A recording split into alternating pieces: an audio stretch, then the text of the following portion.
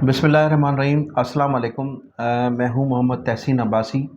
और आप देख रहे हैं मेरा YouTube channel Pakistan time news. नाज़रीन, तहरीक इंसाफ के चेयरमैन इमरान खान साहब ने जो गुज़श्ता चंद माह कबल अमेरिका में अपनी एक लॉबिंग फ़र्म हायर की थी और उस लॉबिंग फ़र्म के ज़रिए माजी में चंद रोज़ कबल ग़ालिबन असद उमर और हमाद अज़हर ने भी उस लॉबिंग फ़र्म के ज़रिए अमरीकी सेनेटर से मुलाकात की थी और उस मुलाकात की और लॉबिंग फ़र्म की जो कोशिशें थी वो मेरे ख़्याल से उनकी कामयाब रही हैं। और आज जो हमें 2 रोज़ कबल जो हमें इत्तला मिली कि 16 मई को अमेरिका के जो 60 से ज़ायद सेनेटर्स हैं उन्होंने अपने जो स्टेट डिपार्टमेंट के सेक्रेटरी हैं एंथोनी ब्लिंकन, उनको एक ख़त तहरीर किया है। अच्छा, उस ख़त में जो उन्होंने उनको तहरीर किया उसमें उनका कहना था कि पाकिस्तान जो है वो अमेरिका का एक अच्छा दोस्त है और पाकिस्तान की खुशहाली और पाकिस्तान की सलामती जो है और पाकिस्तान की मज़बूत मईशत और मज़बूत पाकिस्तान जो है अमेरिका के मफाद में है। तो वहाँ जो इंसानी हकूक़ की पामाली हो रही हैं, वहाँ जो जमहूरी इदारों को नुकसान पहुँचाया जा रहा है, वहाँ जमहूरियत जो है वो पूरी तरह से फल फूल नहीं रही है। इसके अलावा जर्नलिज़म का बुरा हाल है, सहाफ़ी शहीद किए जा रहे हैं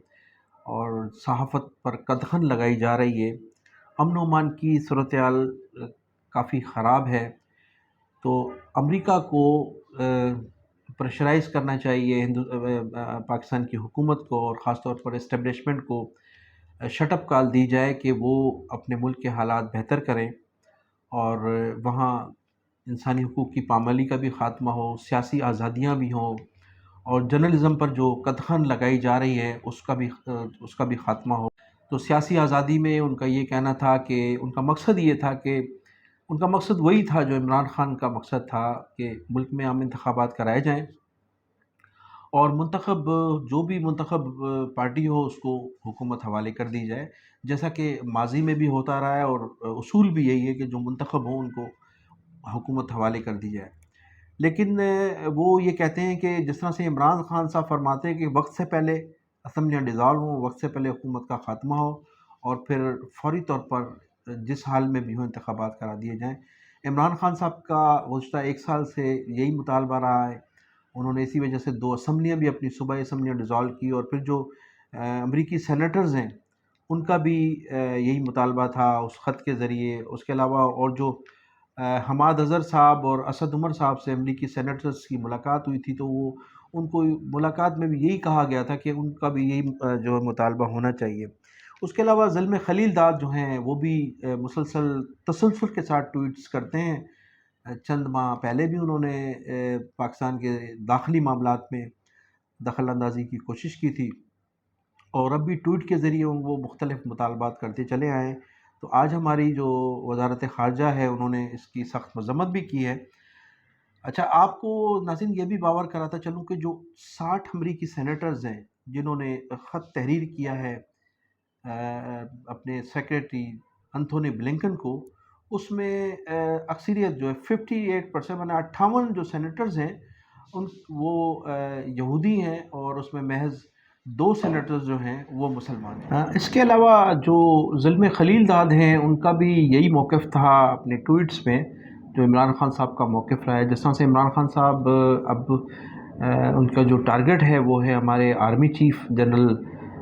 सैयद आसिम बाजवा साहब। तो इसी तरह से ज़िल्म खलील दाद साहब ने भी अपने ट्वीट्स में अगरचे नाम तो उनका नहीं लिया लेकिन इशारा उनकी तरफ था कि वो जो इस वक्त इस्टेब्लिशमेंट के सरबराह हैं वो बहुत गुस्से में हैं वो। और जिस तरह से उन्होंने अपनी गुस्से का इज़हार किया है, नाराज़गी का इज़हार किया है, तो इस किस्म के जो हुक्मरान हैं या इस किस्म के जो सरबराहान हैं उनको अपनी जो है वो गुस्से पर कंट्रोल करना चाहिए। तो इस किस्म का उनका एक ट्वीट था और उनका भी टारगेट जो है वो हमारे आर्मी चीफ़ हैं। जिस तरह से इमरान खान साहब भी जो है वो कहते हैं कि अब एक शख्स से जो रुकावट बने हुए हैं इंतखाबात में या जो मेरे दुश्मन हैं या जो मुझे नुकसान पहुंचाने जा रहे हैं। अब कल तक इमरान खान साहब इन्हीं सैयद आसिम मुनीर साहब से जो है वो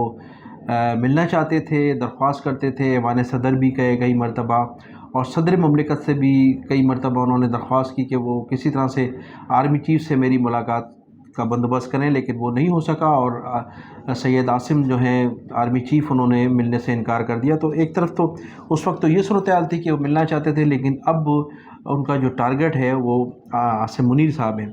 اب جس طرح سے امریکی سینیٹرز نے اپنے سیکرٹری کو خطوط تحریر کیے ہیں، اسی طرح سے جو دنیا کی مختلف طاقتیں ہیں، اگرچہ بہت سے ممالک ہمارے ہمدرد بھی ہیں، دوست بھی ہیں، لیکن اندرون خانہ وہ یہ چاہتے ہیں کہ جو عمران خان کا ایجنڈا ہے وہ بالکل ٹھیک ہے، کیونکہ عمران خان کا جو اس وقت ایجنڈا ہے، عمران خان جس ایجنڈے پر کام کر رہے ہیں وہ فوج کو کمزور کرنا ہے، اور آرمی جو ہماری جو ایک پاکستان کی آرمی جن کا شمار دنیا کی چند مضبوط ترین آرمیوں میں ہوتا ہے، اور پھر ہمارے پاس جو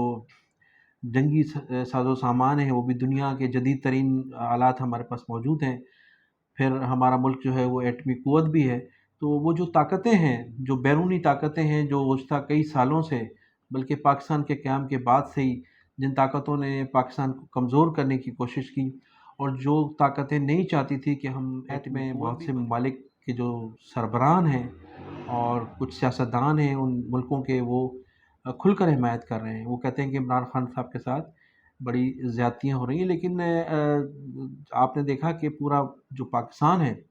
وہ اس بات پر متفق ہے، اور پورے پاکستان کی جو قوم ہے، 22 کروڑ عوام کا یہ فیصلہ ہے کہ جن لوگوں نے ہمارے اداروں پر حملے کیے ہیں، کور کمانڈر ہاؤس پر حملہ کیا ہے، جی ایچ کو پر حملہ کیا ہے، اور حساس اداروں کے آفیسز پر حملہ کیا ہے، سرکاری املاک کو نقصان پہنچایا ہے، اور ہمارے اداروں پر جو حملہ آور ہوئے ہیں وہ ہم اداروں پر حملہ آور نہیں ہوئے، وہ پاکستان کی سلامتی پر حملہ آور ہوئے ہیں، تو ایسے لوگوں کو سزا ملنی چاہیے، انہیں کسی بھی صورت نہیں چھوڑنا چاہیے۔ تو اس پر صدر مملکت صاحب نے بھی آج یہی فرمایا ہے، اور تحریک انصاف کے جو لوگ ہیں، کافی لوگوں کا یہ کہنا ہے کہ ان لوگوں کو بالکل سزا ملنی چاہیے، جو لوگ بھی اس میں ملوث تھے۔ تو ایک طرف تو یہ صورتحال ہے، پھر دوسرے بہت سے جو اراکین اسمبلی ہیں، سینیٹرز ہیں، عمران خان کے دست راز لوگ ہیں، وہ بھی عمران خان کی اس پالیسی پر جو ہے اختلافات کرتے ہوئے پارٹی کو چھوڑ رہے ہیں، مسلسل روز کوئی نہ کوئی نام سامنے آ رہا ہے، اور مسلسل جو ہے پارٹیوں کو چھوڑ رہے ہیں۔ پھر آرمی بھی یہ فیصلہ کر چکی ہے، ہمارے اسٹیبلشمنٹ یہ مکمل طور پر فیصلہ کر چکی ہے کہ ان لوگوں کو کیفر کردار تک ضرور پہنچایا جائے گا جن لوگوں نے اداروں پر جو حملہ آور ہوئے ہیں، ان لوگوں کو کبھی بھی نہیں چھوڑا جائے گا۔ تو ایسی صورتحال میں جو انٹرنیشنل جو اسٹیبلشمنٹ ہے اس کے لوگ بھی پوری طرح سے مکمل طور پر تو نہیں، لیکن چند لوگ عمران خان کی حمایت میں اس لیے ہیں کہ عمران خان ایک ایسی شخصیت ہے جو پاکستان میں اندر بیٹھ کر پاکستان کو ماضی میں کمزور کرنے کی کوشش کی ہے۔ اب میں ناظرین ذکر کروں گا بانی متحدہ الطاف حسین صاحب کا۔ بعض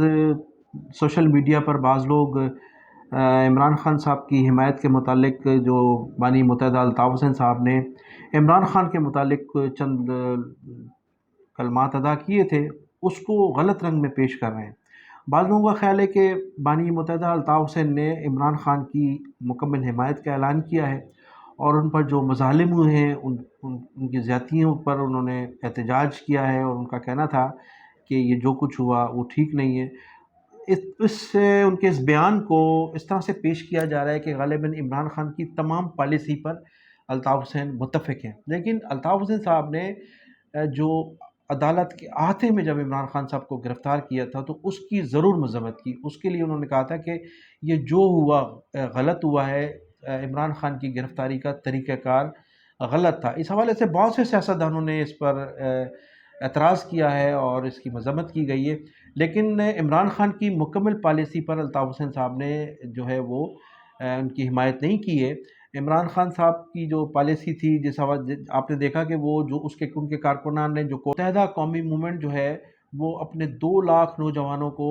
اگر خدا نہ خواستہ ہم پر جنگ مسلط کی گئی تو میرے 2 لاکھ میرے کارکن جو ہیں مسلح افواج کے ساتھ شانہ بشانہ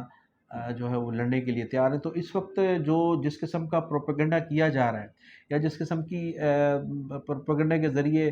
متحدہ قومی موومنٹ کو جو ہے وہ بانی متحدہ الطاف حسین کو بدنام کرنے کی کوشش کی جا رہی ہے، ایسا بالکل نہیں کہا انہوں نے، محض جو ہے وہ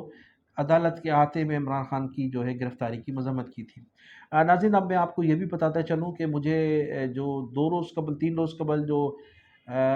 معروف تاجر ہیں عقیل کریم ڈیڈی صاحب نے ملاقات کی تھی عمران خان سے، تو اس کے متعلق عموماً کہا جا رہا تھا کہ وہ ان کی جو عقیل کریم ڈیڈی اور عمران خان کی جو ملاقات تھی وہ آصف علی زرداری صاحب کے کہنے پر کی گئی تھی، اور آصف زرداری صاحب کا وہ یہ پیغام لے کر گئے تھے کہ وہ اگر عمران خان اپنی اہلیہ کے ساتھ ملک سے باہر جانا چاہیں تو وہ ان کی پوری مدد کریں گے، اسٹیبلشمنٹ سے بھی بات کریں گے، حکومت سے بھی بات کریں گے۔ لیکن آج مجھے ایک بہت ہی معتبر ذرائع نے، آصف زرداری صاحب کے بالکل قریبی ذرائع نے یہ بتایا ہے کہ یہ پروپیگنڈا غلط ہے، اور آصف زرداری صاحب نے عقیل کریم ڈیڈی کو بالکل نہیں بھیجا تھا۔ عقیل کریم، اور آپ اگر دیکھیں ماضی اٹھا کر دیکھیں تو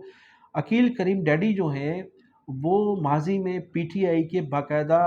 کارکن رہے ہیں، اور جب بھی عمران خان صاحب کراچی تشریف لائیں تو عقیل کریم ڈیڈی کی جانب سے ان کے اعزاز میں